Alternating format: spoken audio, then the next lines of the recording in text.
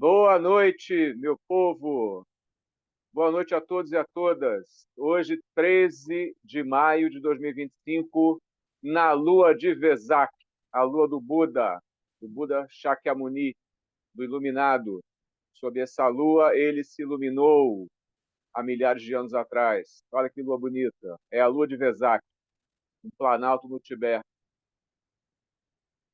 Hoje, dia 13 de maio de 2025, estamos aqui de novo no Essential, para trazer a vocês um tema extremamente importante, que é o das pessoas de segurança nesse ápice da transição planetária. Primeira coisa que a gente tem que saber é o que são pessoas de segurança, né? Eu sei disso, tá? Na realidade, essa história já começa a ficar até um pouquinho antiga, né? Já tem pelo menos alguns poucos anos, e eu vou contar ela para vocês agora, claro. De onde é que se originou o termo pessoas de segurança? Fui eu mesmo que o inventei junto com o Saulo Nardelli, da Sangha Platina Solaris. Eu já vou contar a história, mas eu primeiro vou pedir à nossa querida produção que coloque o vídeo que nós combinamos, em que o querido tutor Saulo, fundador e tutor da Sangha Platina Solaris, tem algo a falar sobre pessoas de segurança, que ele também chama de estações de luz, porque nós podemos ser pessoas de segurança, nós podemos ser estações de luz. Basta que assim queiramos e trabalhemos para chegar a esse ponto, a esse nível, a esse patamar, a esse tanto de sermos quem podemos ser. Pode ser? Vamos lá então, em seguida eu volto e conto a história.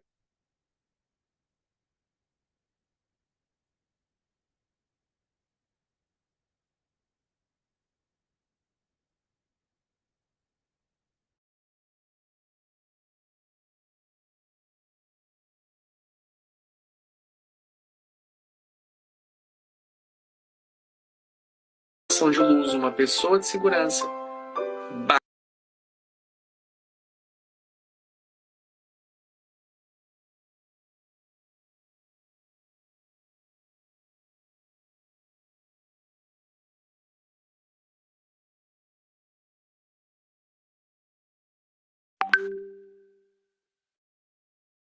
Basta ser um bom zelador, uma boa zeladora, e somente isso basta. Coloque-se no seu lugar. Saia do pedestal que você se encontra hoje. Qualquer que seja, porque se a gente sabe que daqui nada leva, se daqui a gente sabe que todos somos iguais, somos irmãos e irmãs, se daqui somos todos na mesma nave fazendo a mesma coisa, por que você está se considerando acima de alguém? Imagina você, por quantas vezes nós não colocamos aqui? Se eu tiver um pingo de mérito, se eu tiver uma oportunidade de fazer a diferença, é assim que se coloca. Porque é dentro desse prisma que se manifesta a força crística. É dentro desse prisma que se manifesta o eletromagnetismo necessário para a espiralização da Câmara Sagrada do Cristo. É nesse prisma que se dá a transcendência solar necessária para a emancipação do espírito. É nesse prisma que confecciona-se o Merkabah divino. Não está em outro lugar. Não está no conhecimento adquirido. Não está nas viagens do mundo.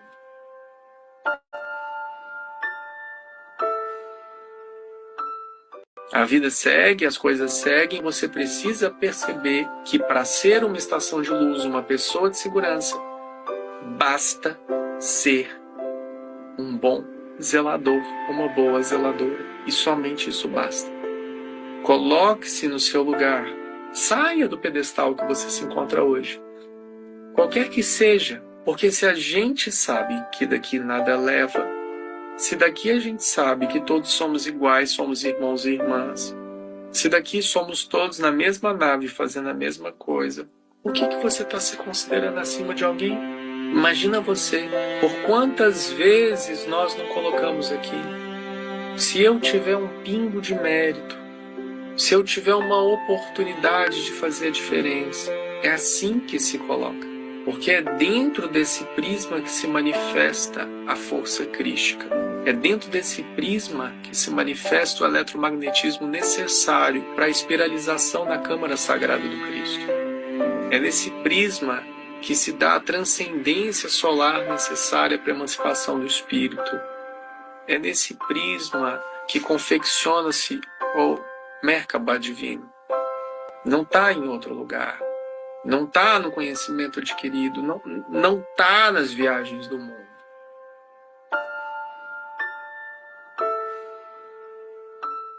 A vida segue, as coisas seguem. Você precisa perceber que para ser uma estação de luz, uma pessoa de segurança, basta ser um bom zelador, uma boa zeladora. E somente isso basta. Coloque-se no seu lugar. Saia do pedestal que você se encontra hoje. Qualquer que seja, porque se a gente sabe que daqui nada leva, se daqui a gente sabe que todos somos iguais, somos irmãos e irmãs, se daqui somos todos na mesma nave fazendo a mesma coisa, por que você está se considerando acima de alguém? Imagina você, por quantas vezes nós não colocamos aqui? Se eu tiver um pingo de mérito, se eu tiver uma oportunidade de fazer a diferença, é assim que se coloca. Porque é dentro desse prisma que se manifesta a força crística. É dentro desse prisma que se manifesta o eletromagnetismo necessário para a espiralização da Câmara Sagrada do Cristo. É nesse prisma que se dá a transcendência solar necessária para a emancipação do espírito. É nesse prisma que confecciona-se o Merkabah divino. Não está em outro lugar. Não está no conhecimento adquirido. Não está nas viagens do mundo.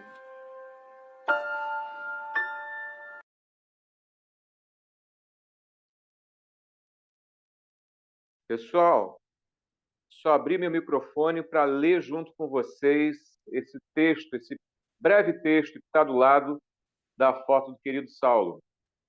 Diz ali como vocês estão vendo, né? Vamos ler em conjunto? Em seguida, eu faço uma breve análise desse recorte, desse vídeo curtinho, em que o Saulo fala sobre ser uma pessoa de segurança ou ser uma estação de luz. Diz ali: você é uma estação, um ponto de passagem sagrado onde o divino se revela, não para dominar, mas para servir com amor. Vamos fazer uma pequena pausa. Uma pessoa de segurança é um servidor, é uma servidora, não é alguém que tenha como propósito qualquer tipo de desejo de domínio, de controle ou coisa parecida. É um ponto de passagem sagrado onde o divino se revela, diz ali, não para dominar, mas sim para servir com amor. Portanto, a pessoa que é uma estação de luz ou uma pessoa de segurança, de cara já se sabe que é um servidor, que é uma servidora, que está ali lidando com a principal energia que existe no universo, que é a energia do amor. É com essa energia do amor que se serve. Ela é a baliza, ela é o pilar, o amor é o pilar, o amor é a baliza com as quais a gente pode, enfim, servir. Continuando.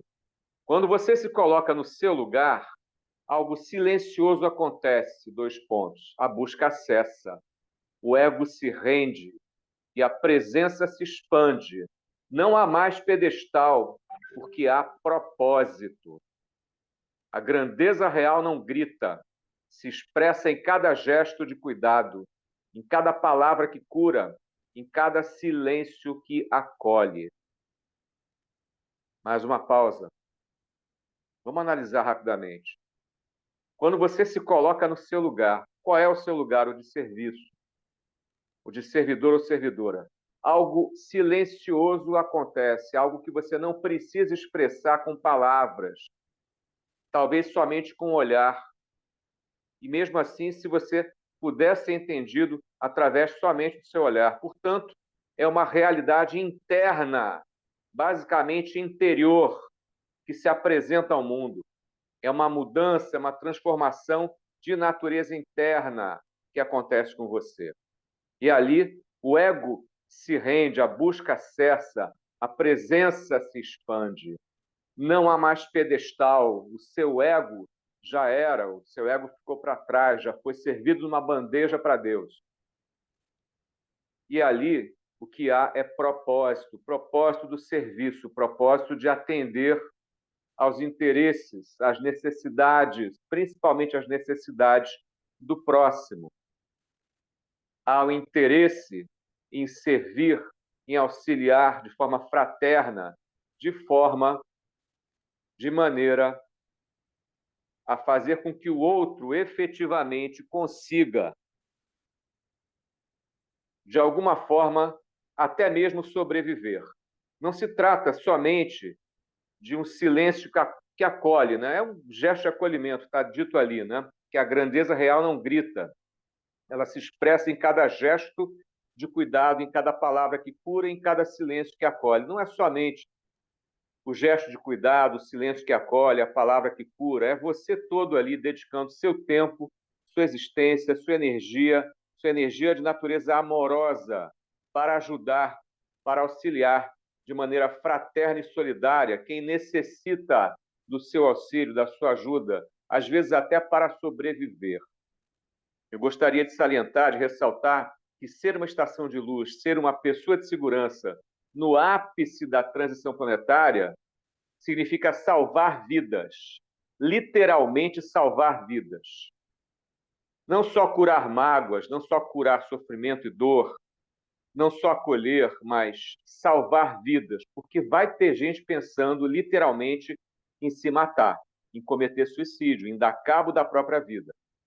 É aí que entra a verdadeira pessoa de segurança, salvando essa vida, expressando acolhimento, preocupação, expressando o pedido, não faça isso, olhe para mim, olhe porque eu preciso dizer para você, sinta o que eu sinto por você, sinta a necessidade de ficar vivo, não o medo, não o terror, não o pânico, sinta o amor que eu tenho por ti, sinta o amor que Deus tem por ti, sinta o amor que as pessoas que te amam têm por ti. Não faça isso, portanto, porque você consegue ser mais do que apenas medo ou pânico. Medo e pânico são temporários, o amor é eterno. Não perca a cabeça fazendo alguma coisa impensada, movida por sentimentos negativos e trevosos. É preciso que você cresça nessas horas, supere quaisquer sentimentos negativos como medo e pânico e possa, enfim, aflorar como uma pessoa que está começando a se descobrir, uma outra pessoa, uma pessoa melhor, uma pessoa capaz de superar momentos de tensão como esse, momentos, eu diria até momentos estritamente tão importantes que você se vê numa encruzilhada. Eu chamaria de momentos de encruzilhada, em que você pega o caminho da esquerda, à esquerda do Cristo, ou você pega o caminho da direita e vai ficar à direita do Cristo. Isso tem uma simbologia esotérica profunda e antiga. Os caminhos que conduzem à esquerda do Cristo são os caminhos negativos, como todos sabem. Os caminhos que te colocam à direita do Cristo são os caminhos que te colocam ali na senda do bem, da luz e da verdade. Diz ali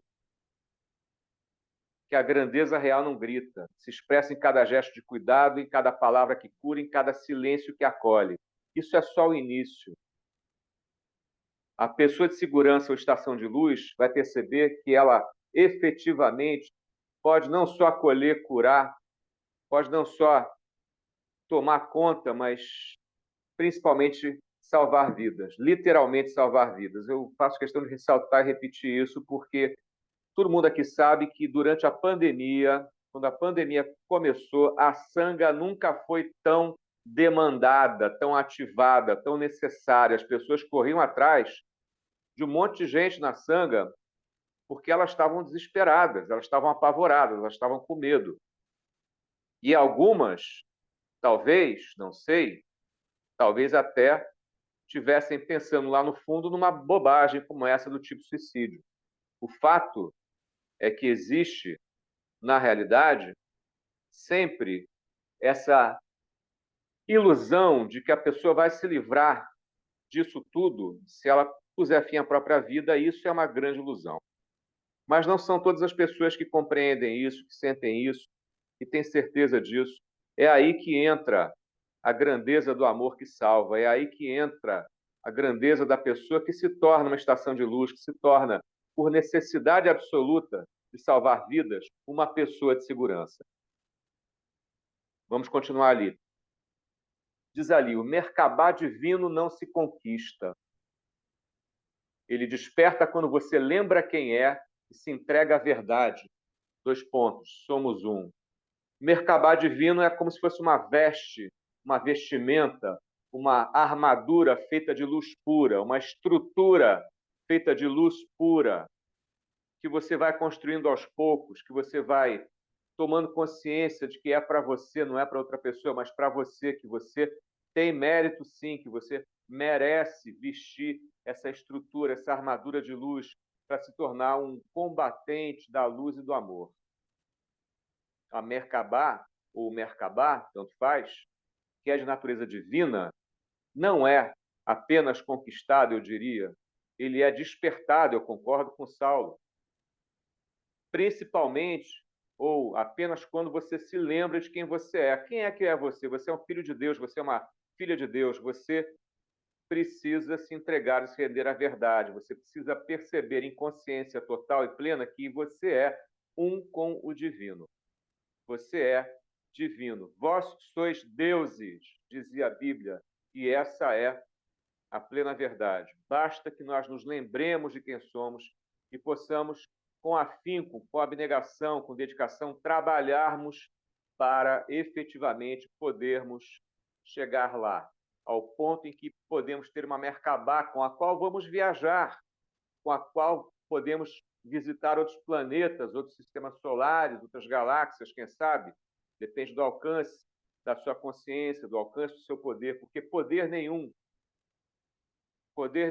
é dado se você não cultiva antes o amor desinteressado, o propósito de servir de forma desinteressada. O amor precisa ser incondicional. Não é aquele amor egoísta que você só tem pela família, pelos poucos amigos, pelo seu cônjuge, pelo seu marido, pela sua esposa, pelo seu irmão, pela sua mãe. Não. Isso é só o início. O amor em sânscrito tem mais de 100, uma centena de significados. Você pode amar uma pessoa, um animal, uma situação, um lugar, um símbolo, uma causa, uma religião. Você pode amar de várias formas, mas, de fato, o amor divino é aquele que é de natureza incondicional, não tem condição nenhuma, você apenas ama. Até que você descobre que o amor também é uma forma de nutrição. Em determinadas camadas conscienciais elevadíssimas, em determinados planos da existência que são muito elevados, não se tem outro tipo de nutrição a não ser o amor. As pessoas se nutrem umas das outras com o amor, que é um fluxo contínuo que passa de uma pessoa a outra. Essa também é parte da verdade. Eu já li o suficiente, já estudei o suficiente para saber o que eu estou dizendo agora. Você pode encontrar isso em alguns livros, tá? Mas isso não é suficiente. A ideia é que a gente um dia, lá na frente, nem que seja só lá na frente, a gente possa efetivamente vivenciar essa situação. E no dia em que a gente vivenciar essa situação de nos nutrirmos de amor incondicional uns dos outros, seremos um com o todo, seremos um com Deus, veremos a face divina, como dizem alguns mestres antigos. Vamos em frente. Diz ali, diz o Saulo, aliás, é na simplicidade que o Cristo se move, é na escuta profunda que a liberdade verdadeira nasce, não das conquistas externas, mas da paz de estar inteiro. Nova pausa. Existe um senso de humildade extremo que precisa permear, precisa basicamente estar no bojo, no cerne, no meio, lá dentro de você, quando você busca o Cristo, quando você busca o ofício crístico, quando você busca o serviço com o Cristo. É preciso um senso de humildade inextinguível, inabalável. É preciso um sentimento de humildade que a gente simplesmente desconhece no mundo de hoje. Existe muita negatividade, muito egoísmo, pouquíssimo altruísmo, pouquíssima caridade. Poderia haver muito mais.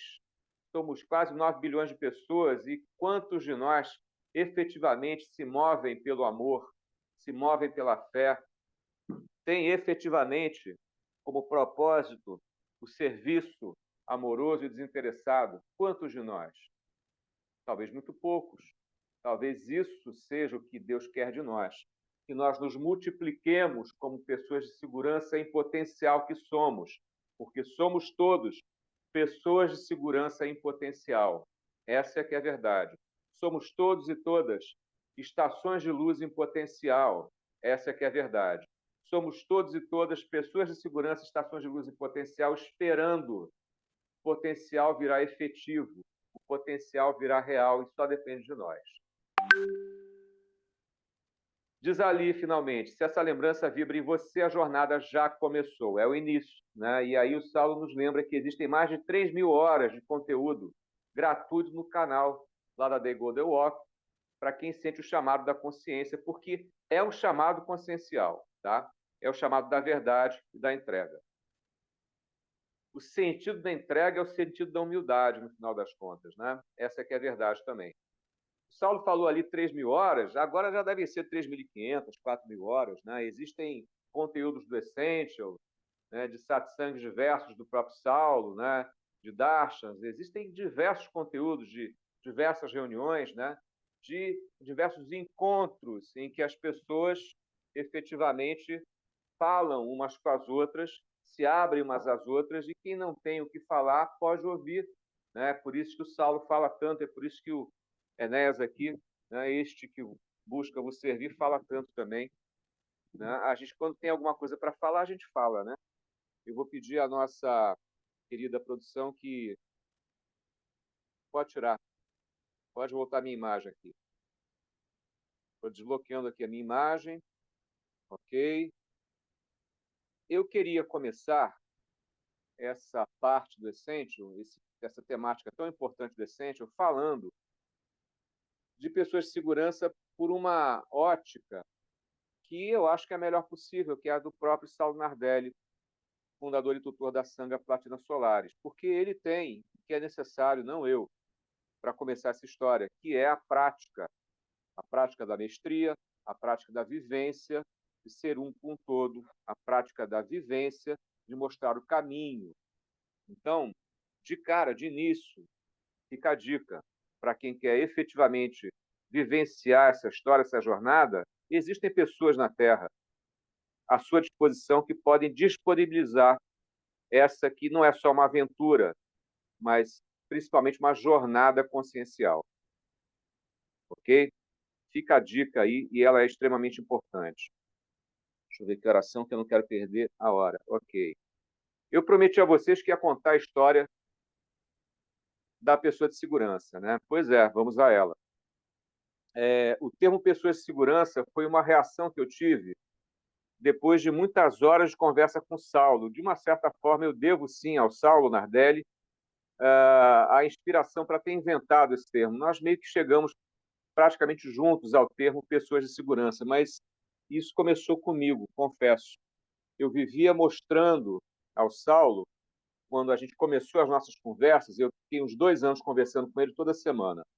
Eu vivia dizendo assim, Saulo, precisamos estar em áreas de segurança, precisamos descobrir e viver numa área de segurança, porque o que vem por aí, que a gente chama de ápice da transição planetária, não vai ser mole, vai ser uma coisa terrível, etc. Ou você está numa área de segurança, ou você não vai nem sobreviver fisicamente. E a minha preocupação, confesso, naquela época era mais voltada para a sobrevivência física. Hoje, temos informação de que houve uma suavização, ainda que relativa, né? Por quê? Porque é uma suavização que não vai fazer com que a gente não sofra nada.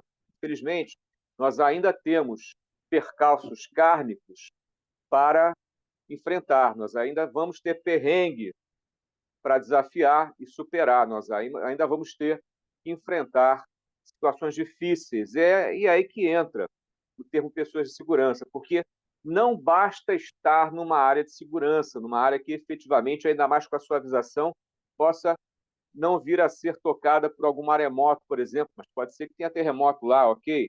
Né? Pode ser que não seja uma área completamente ilesa, né? Intocada por algum tipo de cataclismo, mas, de qualquer forma, será uma área de segurança, olha que interessante, somente e somente se houverem pessoas de segurança residindo, habitando nessa área que a gente costuma chamar de área de segurança. Vou dar um exemplo para vocês de como houve essa suavização e de como a figura da pessoa de segurança é necessária nesse tempo de ápice da transição planetária que está se avizinhando cada vez mais. A informação que a gente tem é de que pode começar esse ano. Vai começar como? Todo mundo aqui já sabe, né? Todo mundo que frequenta aqui o Essential já sabe que vai ser através de um apagão mundial. No aviso que demos aqui na sala de bate-papo, né, no grupo de bate-papo de espiritualidade aqui da Sangha, chegamos, inclusive, a reverberar um pouquinho o que aconteceu nas últimas 2 semanas, desde que a gente teve o último encontro do Essential.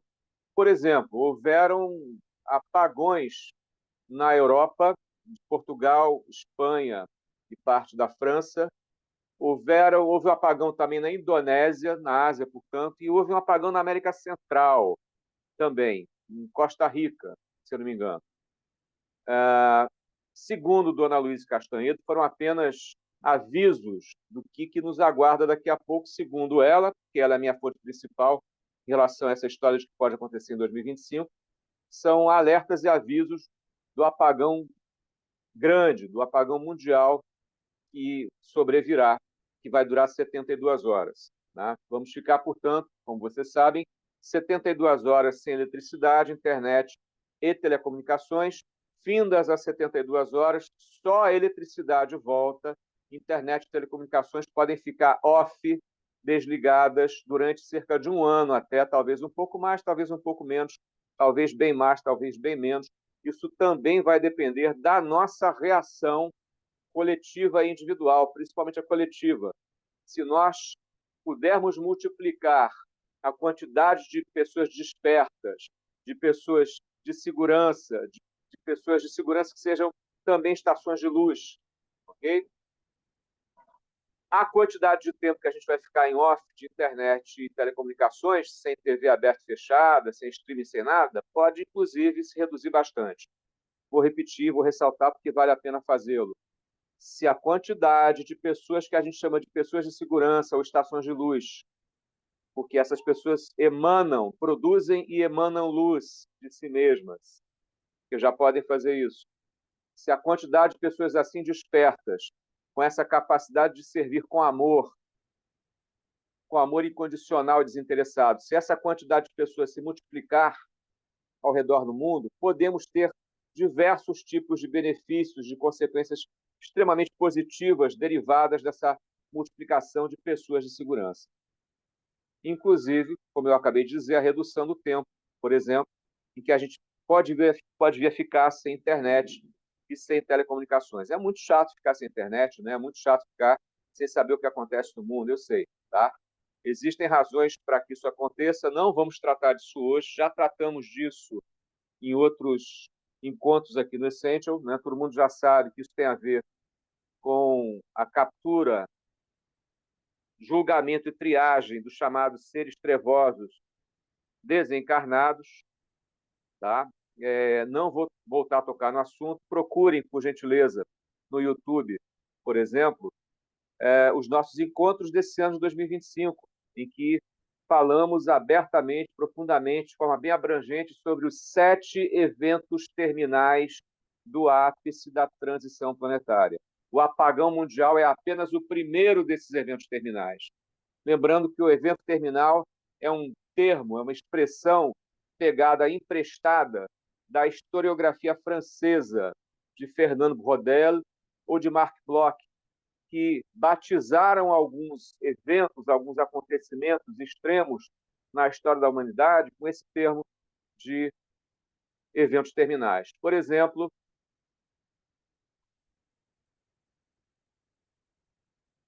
obrigado.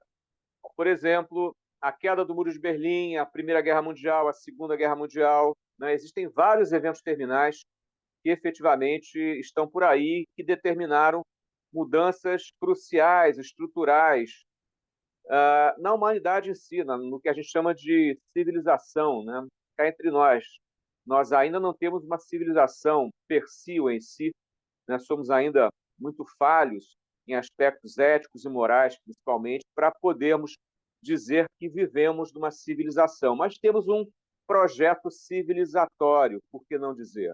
Tá?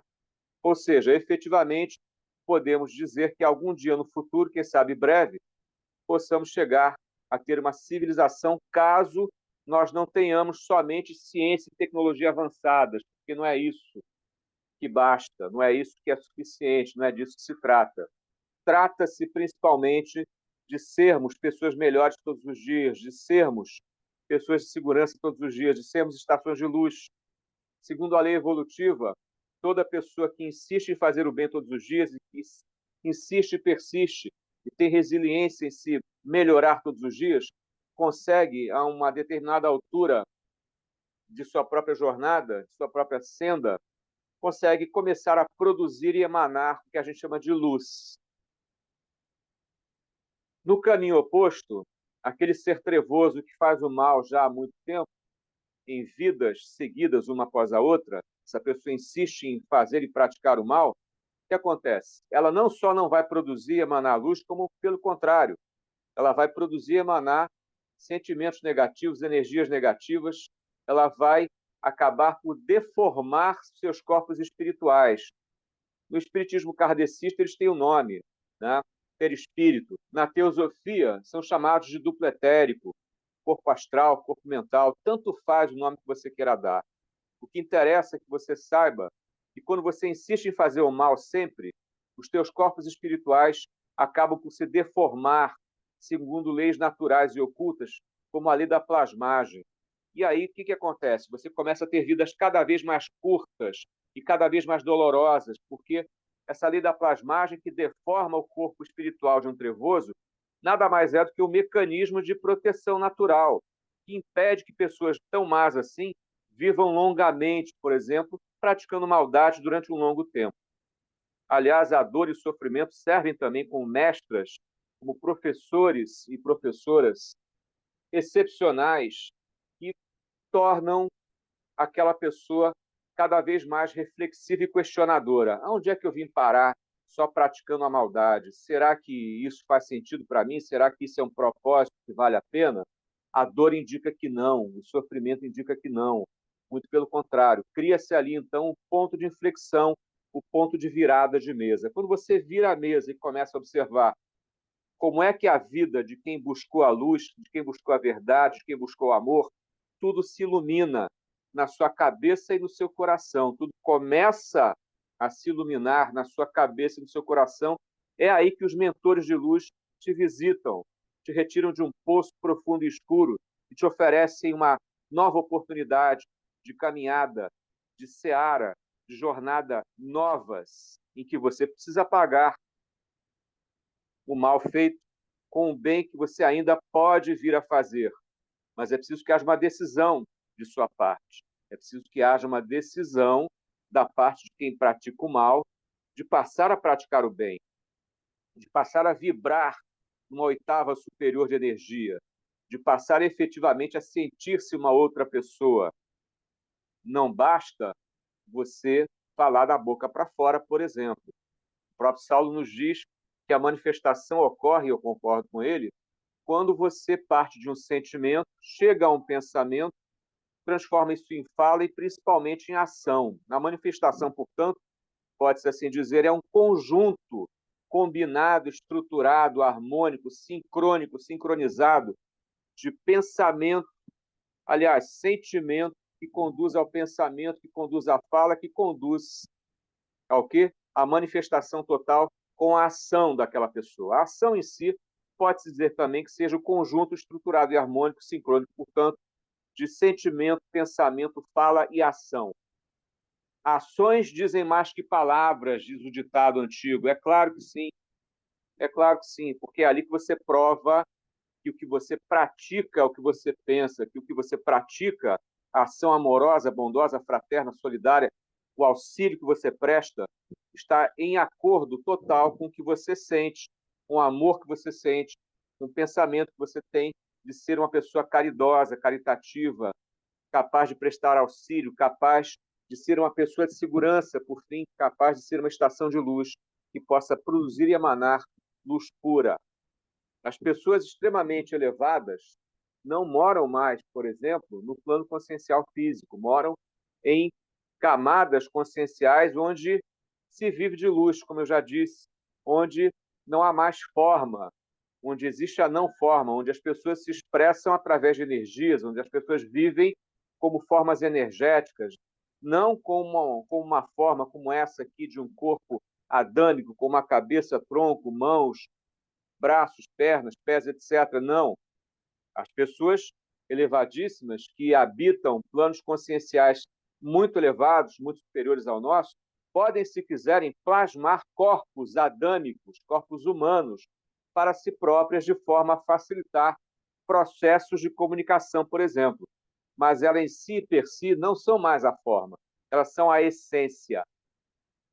A energia é um tipo de essência viva, que se vive, e ela precisa começar a ser vivida dentro da gente. É aí que entra o tema pessoa de segurança, estação de luz de novo. Notem que eu estou fazendo com que as pessoas de segurança sejam também compreendidas, entendidas como estações de luz. Existem estações de luz na forma de comunidades alternativas, eu sei disso, na forma de ecovilas. A Flor do Alto, da Sangha Platina Solares, é uma delas. Não existem muitas, infelizmente, mas existem. O nosso propósito hoje é começar a estudar não ecovilas, não lugares, mas pessoas que possam conscientemente se transformar a cada dia, de forma gradual, no que a gente chama de pessoas de presença ou estações de luz. Para isso, é preciso usar não só a mente, mas principalmente o coração. Como assim?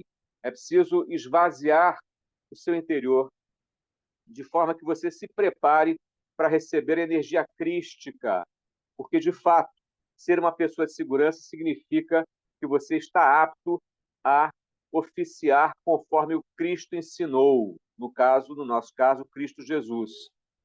É um ofício crístico, trata-se de um trabalho de natureza crística, ser uma pessoa de segurança, ser uma estação de luz.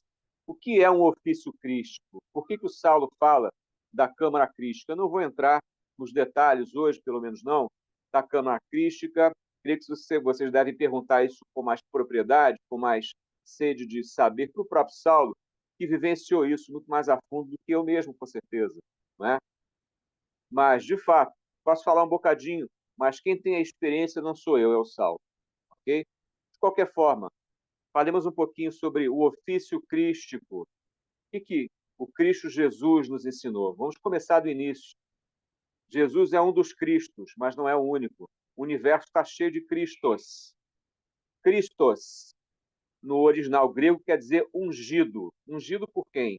Ungido quer dizer abençoado, né? Com a marca de Deus, com a marca de Deus, ungido por Deus, abençoado por Deus. Portanto, o Cristo é um filho de Deus, reconhecido por ele próprio, com E maiúsculo, como tal, e, portanto, capaz de ter o poder do Cristo, o poder crístico de fazer as coisas acontecerem, de transformar situações da água para o vinho, literal e figurativamente.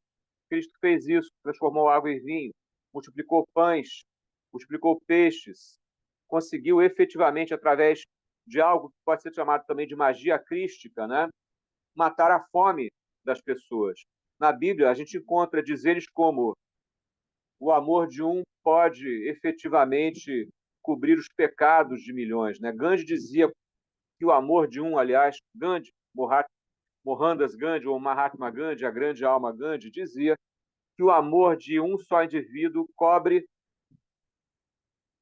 a energia negativa de milhões de pessoas. A Bíblia, corrigindo rapidamente, dizia que o amor cobre uma multidão de pecados. E isso é a pura verdade. A energia amorosa serve também para isso, para anular negatividades mundo afora. Porque as pessoas de segurança fazem isso.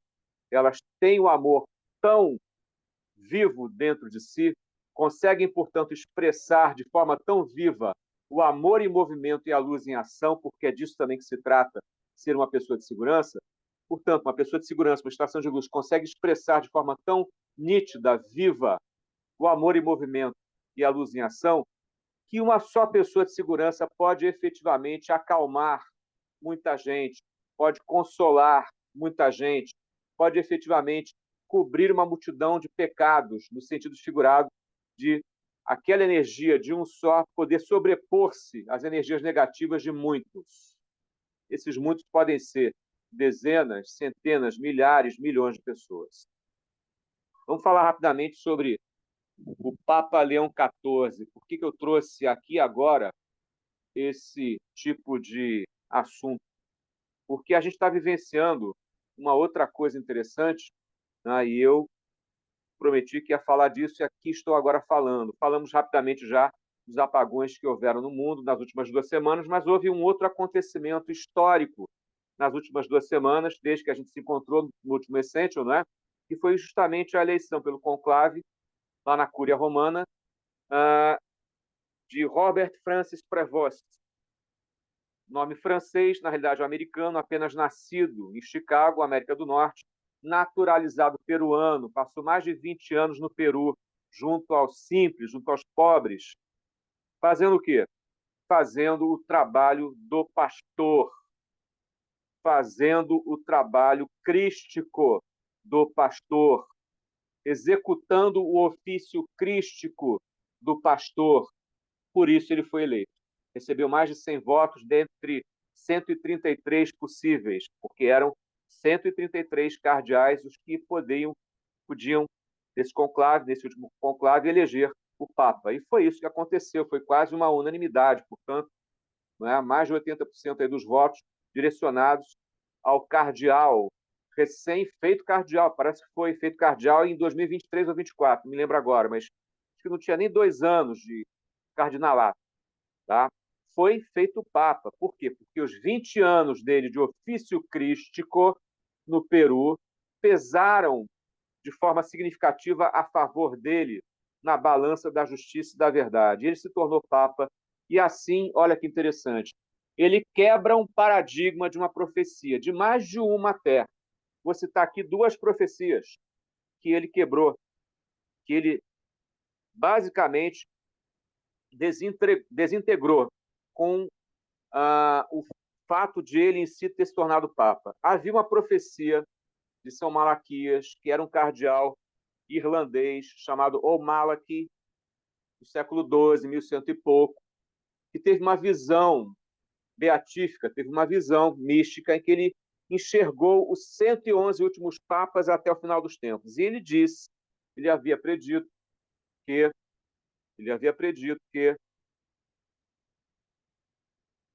o último Papa, esse que acabou de ser eleito, seria Pedro Romano, que apacentará suas ovelhas em meio às tribulações do final dos tempos.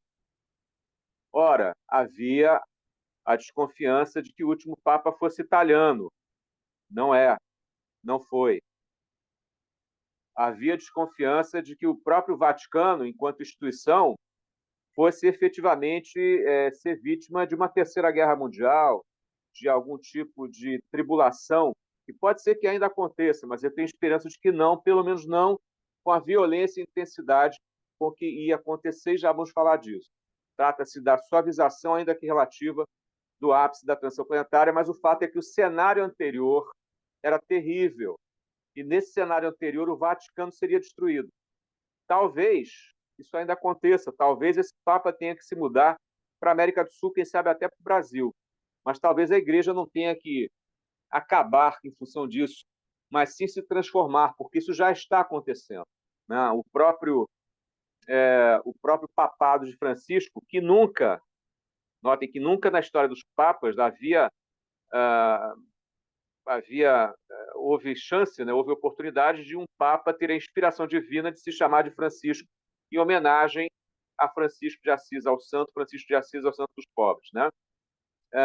Houve, portanto, a continuação, é o que se compreende, desse tipo de direcionamento da Igreja através, efetivamente, da escolha do cardeal Prévost, o Prévost, como se diz em francês, como Papa Leão XIV. E o próprio nome que ele assume, Leão XIV, que vem depois de Leão XIII. Por que esse nome Leão XIV? Todo mundo já sabe que Leão XIII é responsável por uma guinada extremamente positiva, um verdadeiro ponto de inflexão na história da Igreja, ainda do século XIX, na segunda metade do século XIX, que é mais ou menos quando começou, segundo alguns historiadores, a própria transição planetária em si. Notem que é na segunda metade do século XIX que a teosofia, um movimento teosófico, começa em Londres. Note que é na segunda metade do século XIX que o movimento espírita começa com Kardec, em Paris, né? E é lá também, no século XIX, na segunda metade do século XIX, que houve o papado de Leão XIII, que vem a falecer em 1903. Tá? De lá para cá, nenhum outro papa quis se chamar Leão XIII. Por quê? Porque havia, no caso, um compromisso a ser firmado com o direcionamento, com a continuidade do que Leão XIII fez. O que Leão XIII fez? Ele publicou, por exemplo, uma encíclica chamada Rerum Novarum, que em latim quer dizer das coisas novas. Que coisas novas? Era a novidade vigente da época. A Igreja passou efetivamente a defender os pobres, os despossuídos, a classe operária, que era vilmente explorada no capitalismo exacerbado e selvagem daquela época. A ideia do Papa Leão XIV é continuar essa luta, esse bom combate. E, na realidade, chamo a atenção de vocês também para um trecho pequeno de uma frase toda, que no primeiro pronunciamento dele, ele diz assim: Deus nos ama, nós somos amados por Deus, o mal não prevalecerá. O que me interessa que vocês percebam é esse trechinho dessa frase toda, desse conjuntinho de 3 frases, né, que diz exatamente isso: o mal não prevalecerá. A Igreja, portanto, está se colocando à direita do Cristo, não à esquerda. Está se colocando, de novo, como um combatente do Cristo. O ofício do Cristo, o ofício crístico foi assumido por esse Papa. Isso é extremamente importante. Há uma outra profecia, dessa vez de Michel de Notre-Dame, né? Ou seja, Nostradamus. É uma profecia de Nostradamus que dizia mais ou menos, não vou lembrar a centúria, não vou lembrar nada disso agora, mas interessa o conteúdo dela, que é o seguinte: esse Papa seria um Papa negro, não negro de pele, não era para ser um Papa africano, não. Era o sentido figurado que interessava, que nosso amigo Nostradamus queria enfatizar. Ou seja, era um Papa das trevas que vinha por aí. Não é o caso desse Leão XIV. Esse Leão XIV, creio eu, não é um Papa das trevas. Ou seja, essa profecia cumpriu sua função, que era alertar o homem dos caminhos nebulosos, obscuros que ele trilhava, de forma a se decidir por um caminho mais saudável. Isso, graças a Deus, aconteceu. Temos um Papa do bem, da luz, da verdade. Não é um Papa das trevas. Portanto, para mim, pelo menos, que estudo transição planetária já há muito tempo, né, a própria eleição pelo conclave papal do Leão XIV já é, para mim, uma contraprova magnífica de que está havendo, sim, uma suavização, ainda que relativa, né, do ápice da transição planetária. Não será mais um ápice completamente violento, devastador, como seria no passado. Instante só.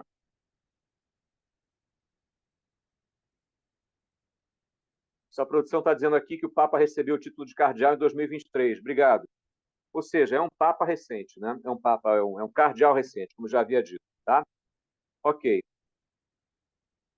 Bom, cumpri o prometido. Eu havia prometido que ia tocar nesses assuntos com vocês no encontro de hoje, tá? Começamos aqui a falar do que seja uma pessoa de segurança. Eu acho que todo mundo entendeu. Quando começar a brincadeira, entre aspas, né? Ela começa, o ápice da transição planetária, previsto para 2025, não sabemos a data, talvez no nosso inverno, portanto, todas as atenções voltadas para o período entre 20 de junho, que é quando começa o inverno, aqui no Hemisfério Sul, até 22 a 23 de setembro desse ano. Ou seja, todas as atenções voltadas para o nosso inverno aqui no Hemisfério Sul, aqui no Brasil, porque é uma época candidatíssima a efetivamente, em algum dia desse inverno, né, termos o tal do apagão mundial. Ok? Deixa eu ver aqui uma coisa. Ok. Gente, o recado que eu tinha para dar hoje eu já dei. Eu estou aqui meio que batalhando para não ficar com dor de cabeça, né? Está rolando um vírus, uma virose por aí, né? Mesmo assim, estou aqui no sacrifício, é claro. E vou abrir para comentários e perguntas. Se alguém tiver alguma coisa para comentar, se alguém tiver alguma coisa para perguntar, que eu possa responder, por favor, essa é a hora. Vamos lá, então. Se a Angélica quiser falar alguma coisa, se a Cristina, se o Horus, se Carla, se Olga, se Priscila, qualquer um de vocês, se quiserem falar a respeito, comentar, perguntar, a hora é agora. O microfone é de vocês.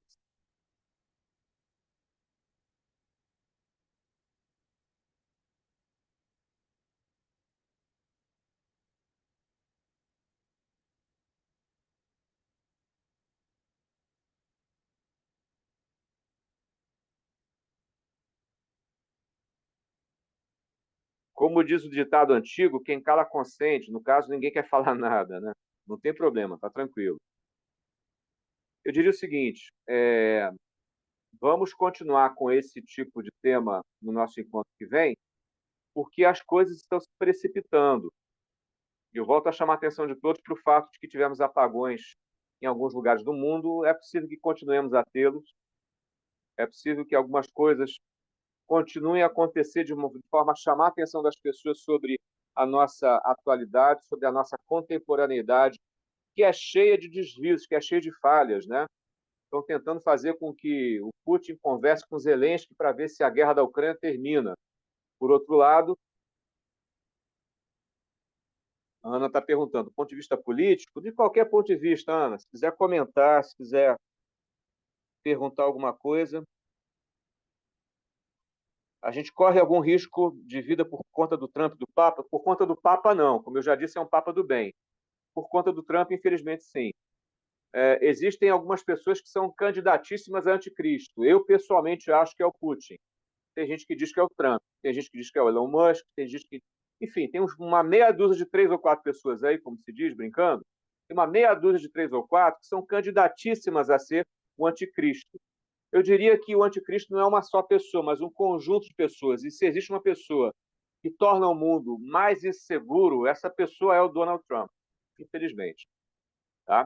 Temos também o Benjamin Netanyahu, o premier de Israel, tá?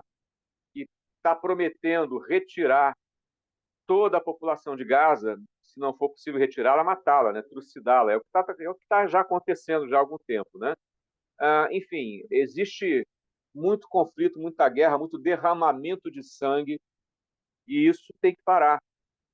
Intuitivamente, eu já tive uma espécie de intuição, intuitivamente eu tive uma impressão muito forte, tempos atrás, anos atrás, em que eu me perguntava, quando é que isso vai parar? Quando é que a gente vai ter uma reviravolta total, né?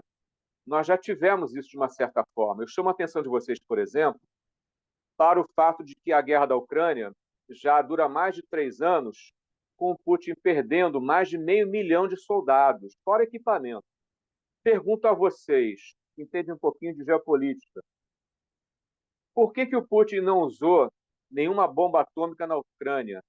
Por que o Putin não usou sequer aquelas mini bombas atômicas, como são também chamadas, aquelas ogivas nucleares táticas? São bombas atômicas menores, do tamanho da de Hiroshima e Nagasaki, que as bombas que existem hoje, elas dizimam continentes inteiros, não tenho dúvida. Por que o Putin não usou uma dessas bombas consideradas pequenas hoje, mas cuja mortandade seria massiva também, significaria condenar à morte 100, 200, 300 mil pessoas de uma vez só.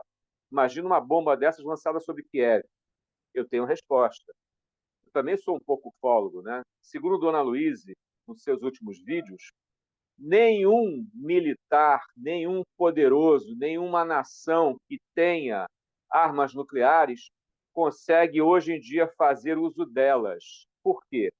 Segundo Dona Luíse Castanhedo, o Cristo Jesus, há algum tempo atrás, alguns anos atrás, poucos anos atrás, já teria dado ordem para os seres estelares elevados que comanda aqui na Terra darem um ultimato final aos poderosos de plantão que detêm essas armas atômicas, dizendo assim: não vai mais usar. E vou te provar que você não tem mais poder sobre isso. Data tal, hora tal, olhe para o céu em cima da sua base secreta, que você acha que é secreta e não é, porque a gente sabe onde ficam todas elas. Olha para o céu que você vai ver a nossa nave, nossa pequena nave lá. Vamos mandar uma nave pequenininha. As naves grandes são para depois. Mas nessa hora vamos mandar uma nave pequenininha. E em seguida vamos desabilitar tantas e quantas ogivas atômicas nessa base que você acha que é secreta. Fizeram isso com todas as nações nucleares. Todas. Essa é a razão pela qual, se qualquer poderoso de plantão quiser usar arma nuclear, vai tentar e não vai conseguir. Porque todas estão sendo desabilitadas. Não todas do tipo 100%, mas uma amostra do poder dos seres elevados, dos ETs elevados, já foi dada, em definitivo, para os poderosos terráqueos de plantão, para os sem noção políticos de plantão, militares de plantão, que detêm o uso de armas atômicas. Portanto, todos eles já sabem que esses caras existem, que esses seres elevados das estrelas existem, todos eles já sabem que não vão poder usar efetivamente armas nucleares. É por isso que essa guerra da Ucrânia não virou uma guerra atômica. Repito, é por isso que essa guerra da Ucrânia não virou uma guerra nuclear, porque a ideia das trevas era fazer com que essa guerra da Ucrânia virasse uma guerra do tipo nuclear, virasse uma terceira guerra mundial. Ok? Portanto, existem notícias boas, positivas, sim. Tá? A dona Luíse não é a única pessoa que está dizendo isso. Existem outras fontes que dizem mais ou menos a mesma coisa, que demonstrações de poder já foram dadas anos atrás, muito antes de dona Luíse aparecer na arena informacional, né, na arena das comunicações globais, dando seu recado. Muito antes disso, segundo os ufólogos de plantão, determinados seres estelares elevados já haviam dado esse ultimato aos poderosos de plantão, de repente até do século XX. Disseram a mesma coisa. Data tal, hora tal, olha para o céu, vamos estar lá com uma nave, em seguida olha o teu estoque de bombas, você vai ver que uma dúzia delas vão estar completamente desintegradas, vão estar completamente desabilitadas, sem chance para ser reutilizada. Que o que eles metem a mão lá e desabilitam não dá mais para consertar. É como se derretessem a ogiva atômica. Não tem mais volta. Não fizeram isso com 100% dos estoques de bombas atômicas. Aliás, isso explica, ou ajuda a explicar, por exemplo, por que durante um certo tempo, né, houve progresso considerável, né, nos acordos de desarmamento nuclear entre as nações nuclearizadas. Ou seja, as nações como Estados Unidos, China, Rússia, né, europeias também, toparam reduzir seus arsenais atômicos. Por quê? Porque por trás dessas boas intenções havia a realidade dos seres estelares elevados dizendo não vai mais usar nada. Tá? Nós já discutimos aqui encontros do Essential no passado, nesse ano de 2025, a razão por trás, a verdadeira razão por trás do Cristo Jesus pedir aos seres estelares elevados que fizessem isso. Houve no passado, vou tocar rapidamente no assunto, não vou aprofundar porque já falamos disso, mas houve no passado um planeta aqui no Sistema Solar que se autodestruiu com bombas nucleares, com bombas atômicas. Houve necessidade de fazer um troço chamado uma operação delicadíssima de natureza cósmica chamada ancoragem magnética, de forma que os planetas do Sistema Solar não saíssem de suas órbitas gravitacionais e não saíssem estrambelhados galáxia afora. Ou seja, o nosso Sistema Solar correu o risco real de se desorganizar de uma tal forma que que não seria mais considerado um sistema solar com seus planetas orbitando em volta do Sol, porque um deles havia se autodetonado, havia se autodestruído, com uma guerra nuclear. Tá? Para quem não sabe, entidades de luz hoje, como Chico Xavier e Bezerra de Menezes, são luminares do espiritismo, eram alguns dos generais da época que apertaram, né, o botão vermelho da época, de forma figurada, que usaram armas atômicas nesse planeta de forma a causar uma guerra de autodestruição, uma guerra suicida, portanto. Ok? Então, Ana Paula, respondendo sua pergunta, é claro que nós passamos esse risco, sim, passamos esse risco, mas não sofremos mais o risco de haver um suicídio coletivo através de armas atômicas, de haver uma guerra nuclear em que sejam usadas armas atômicas. Tá? É isso que eu posso, graças a Deus, dizer a vocês. Portanto, é uma notícia excelente, uma notícia ótima, né? Mas é preciso que a gente perceba que só isso não é suficiente. Existem muitos outros problemas a serem resolvidos, né? Eu que agradeço, Ana Paula. Existem uma diversidade de outros problemas a serem resolvidos por nós mesmos, né? E a ideia é que lá na frente, quando os seres trevosos, quando o joio da terra for separado em definitivo do trigo da terra, da colheita divina, quando esse joio, que também é chamado de seres trevosos, de uma forma genérica, for completamente exilado da terra, quando Cristo Jesus voltar, já falamos disso, é um outro evento terminal extremamente positivo. Notem que dos 7 eventos terminais que existem para acontecer aqui na Terra, 2 são negativos e 5 são extremamente positivos. Estou falando aqui da volta do Cristo, estou falando aqui também da grande descida, né, que é quando os seres estelares elevados vão finalmente se apresentar formalmente para nós, humanidade, e vão fazer somente uma exigência, só um pedido, para que eles possam transferir para nós, para nosso controle, supervisionado por eles, é claro, transferir o quê? Determinados tipos de ciência e tecnologia com os quais vamos consertar nosso planeta, de forma geral. O único pedido que eles vão fazer é o seguinte: entreguem todo o arsenal nuclear de vocês.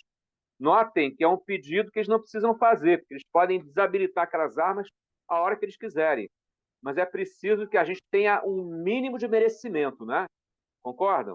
É preciso que os governantes de ocasião, se for o caso, sejam até depostos, se não quiserem concordar com esta mínima exigência, com esse mínimo pedido, que é o de entregar as armas nucleares e, portanto, fazer uma opção consciente pelo bem, pela paz, pela luz, pelo amor, pela verdade, por uma jornada consciencial evolutiva real, não essa que a gente está tendo aqui agora. Vou ver se tem mais alguma coisa aqui. Ok. Pessoal, é isso aí, tá? Daqui a 2 semanas continuamos com esse tema. Esse tema, creio eu, é necessário, é mais do que necessário, haja visto que as coisas estão se precipitando, tá? É possível que falemos na semana que vem da necessidade, quem sabe, né, de um plano B da parte de pessoas, por exemplo, que moram no Rio de Janeiro, como eu, né? Eu, Ana Paula, outros que moram aqui no Rio, né? Precisamos ter um plano B caso haja, não tsunami, que ia basicamente afogar o Rio de Janeiro inteiro. Isso não vai mais acontecer, mas pode acontecer um maremoto. Pode acontecer de termos água do mar até o primeiro andar de vários bairros do Rio de Janeiro, por exemplo. Viu, Ana Paula? Pode acontecer com a Zona Sul inteira, até com a Tijuca aqui. Tá? É claro que vai ser um cenário bastante melhorado em relação ao cenário anterior, em que a água do mar chegava até o peito do Cristo Redentor e cobria todo o estado do Rio de Janeiro, gerando, no caso, milhões de óbitos. Passamos de uma situação de milhões de óbitos para uma situação de milhares de óbitos. É claro que é uma melhoria tanto, mas é um risco real, é uma ameaça real que temos que enfrentar ainda. Por isso, graças a essa urgência dos fatos que estão se precipitando, estou aqui trabalhando para que cada vez mais possamos conhecer em profundidade e abrangência a possibilidade do que pode vir a acontecer. Tá?